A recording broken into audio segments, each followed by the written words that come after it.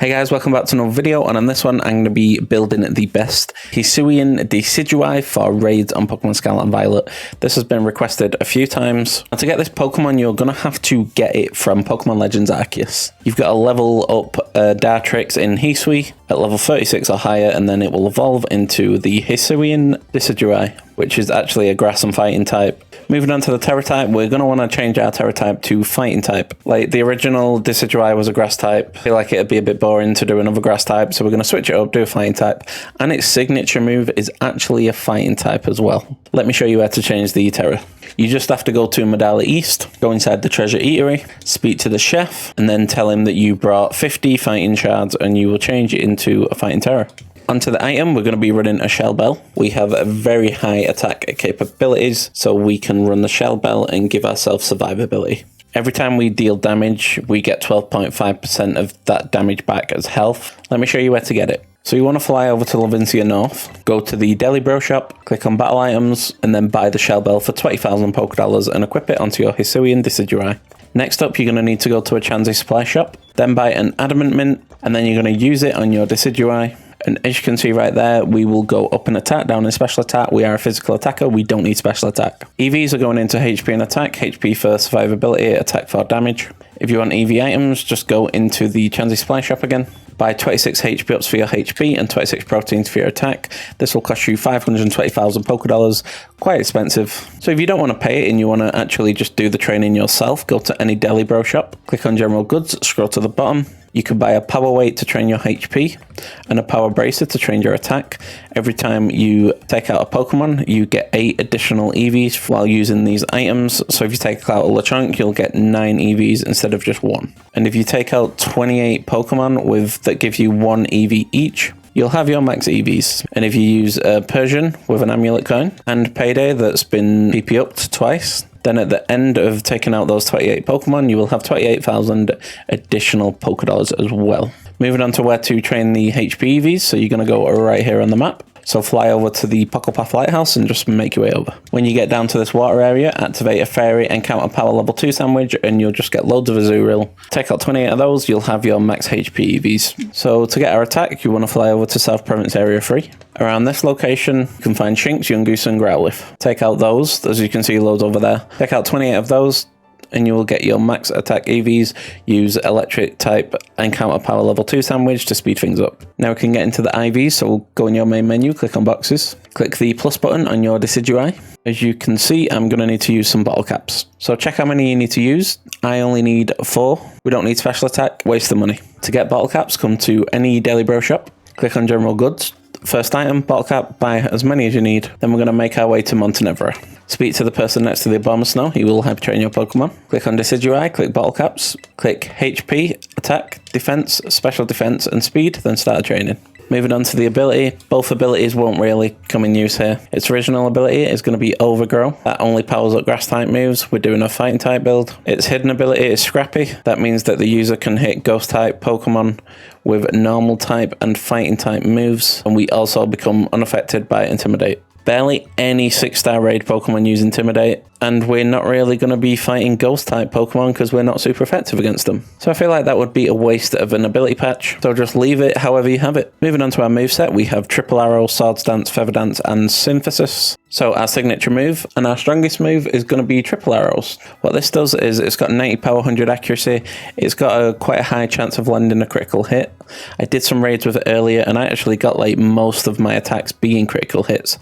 I was surprised at how much it can crit. And it may also lower the defense. Second move, Swords Dance, raises our attack by 2 stages, amazing move. Third move, Feather Dance, lowers the opponent's attack by 2 stages, amazing move again, if you're against a physical attacker. Fourth move, Synthesis. That's in situations where Triple Arrows won't get enough health back with Shell Bell because they've nullified our stats, so we use Synthesis as a little backup move just in case. You can actually learn Synthesis, Feather Dance and Triple Arrows all through level up, gets level 100, just relearn them all. Swords Dance is the only one we need to learn through TM, so to get TMs just go to any Pokemon Center, go to the green section. It's going to be TM 88, it's going to be Swords Dance, it's going to cost us 3 Zangoose Claws, 3 Gribble Scales and 3 Cypher Claws. Let me show you where to get these. So we're going to get Cypher first, so to get Cypher, fly over to Gasparilla Watchtower number 1, jump down on Cash try a lakeside. There's not one up here. There is one up here. I got lucky. Not normally one up here when I go. There's actually two up here. And that will get us our Cypher Claw. You should find them quite common around here. So just look around here until you find one. Next up is going to be a Zangoose. Get our Zangoose, put a waypoint right here, fly over to the shrine or the next nearest location, make your way over. When you get to the top of here, just look out for Zangoose. So we finally found one. It can be a bit hard to find, so if you don't find it after a little bit, just activate a normal type sandwich and you'll get one, and then we can get our Zangoose Claw. Moving on to Gibble, fly over to Alphanada, and then we're just going to be going to that cave right over there. We're just going to be going through the cave until we see a Gibble or a Gabite. Just follow the path, don't skip it, no point. Now, if you get to this point right here, you've probably got unlucky. Like I have, you're going to need to turn back and do the same route until you get to the other entrance. Keep going back and forth until you find a Gibble or a Gabite. It shouldn't be too long. There's a couple right there, so we're just going to take those out. We found them on our way back up, and we will get our Gibble scales. If you enjoy builds like these, make sure to subscribe, turn that notification bell on so you don't miss another build. Plenty more where this came from. Join the Discord, tons of fun over there. I'd love to speak to you all, love to help you all as well. Link is in the description. Now let's get into those raids. So for our first raid, we have a 6-star Dark Type Vaporeon. Let's see how it goes. Not looking forward to this yawn. Let's begin. So we're going to use Swords Dance first turn, no point in using Feather Dance. Raise our attack by 2 stages. Going to use Hyper Voice, which is a good thing. As long as it's not Yawn. We're going to use Swords Dance again. It uses Yawn. I was just going to use Swords Dance until it used Yawn, and then I was going to attack. Get all my health back, do some damage. Let's see how much damage we do.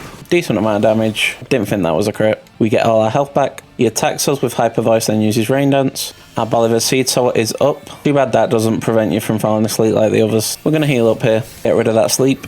Everyone's asleep on our team. He uses Surf, but it's not very effective. We're going to use Triple Arrows here. We do a decent amount of damage. It's still not a crit. We go back to full health though. We get hit with a Yawn again. Hopefully it doesn't put a shield up. Doesn't put a shield up, so we get one more attack. That does a decent amount of damage again. It's just the same, no crit. But we do get a defense drop. We get hit with a pretty powerful Surf that's a critical hit. And then the shield goes up. Vaporeon removes negative effects from itself, so that defense drop is now gone. We're going to get heal up here, wake everyone up on the team. He uses Surf, that's fine. As you can see, this Pokemon's a very strong. Stay alive so much with Shell Bell as well. Don't nullify our oh, it stole Terra Charge. You, Mr. Vaporeon. We use Triple Arrows, does no damage because the shield's up. We get hit with a Yawn.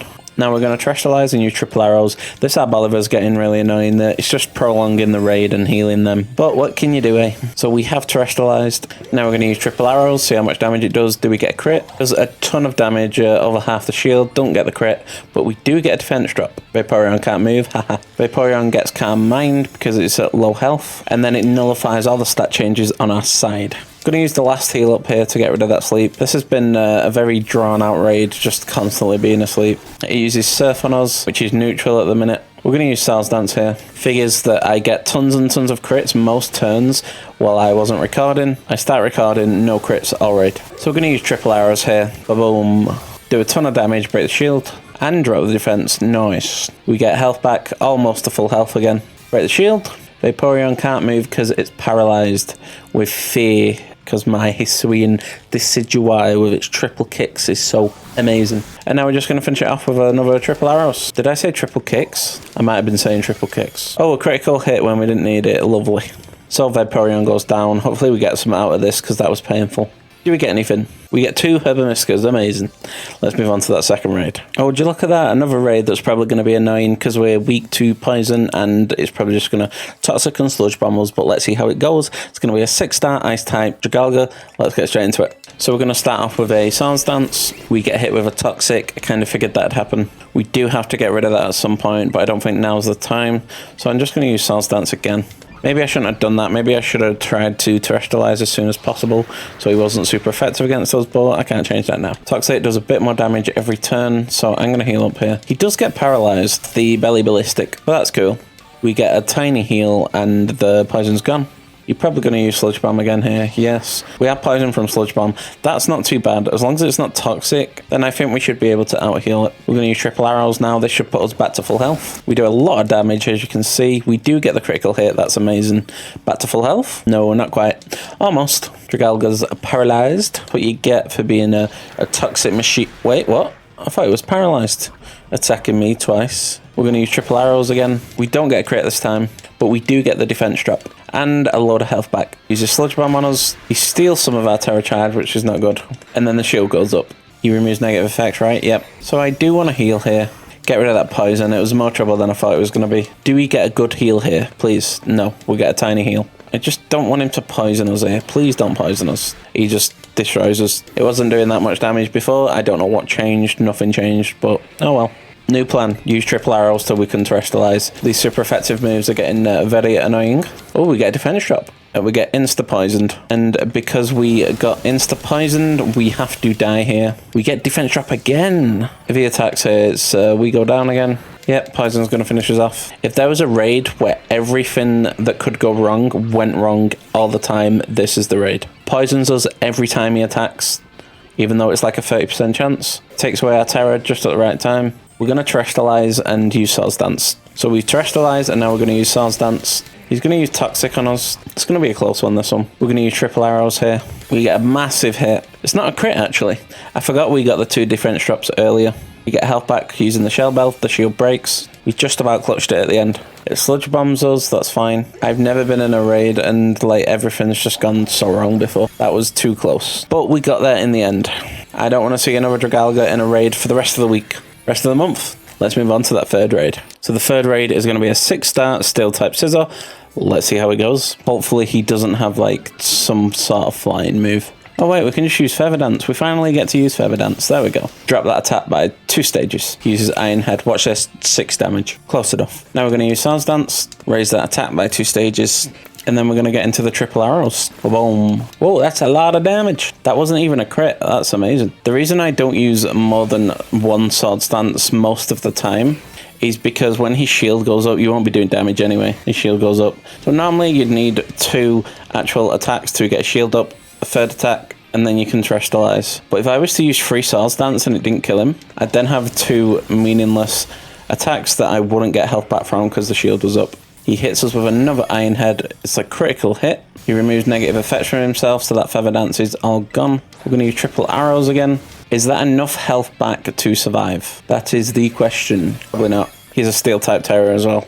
So we go down unexpectedly because of the old critical hit. So we're going to terrestrialize here and use Swords Dance. I don't want him to take that Tera away. Let's not make this a close raid when it should be an easy one. We use Swords Dance, raise that attack by 2 stages. He hits us with an Iron Head. Let's see how much damage this actually does. Okay, about 100 damage. We're going to hit him with a triple arrows. Ba-boom. Now that's a lot of damage. We still don't get the crit. It's doing a lot of damage considering it's not a crit. The shield does break. He hits us with an Iron Head. He gets a crit, but it does not matter. And then we just finish him off with 1 last triple arrows. We didn't actually need synthesis in this video, but you never know when it can come in handy. And the scissor is down. So there's the Hisuian Decidueye, like everyone has been requesting. Smash that like button if you enjoyed the build. And if you want to see a really strong Thunderous build, then click on screen right now and I'll catch you in the next one.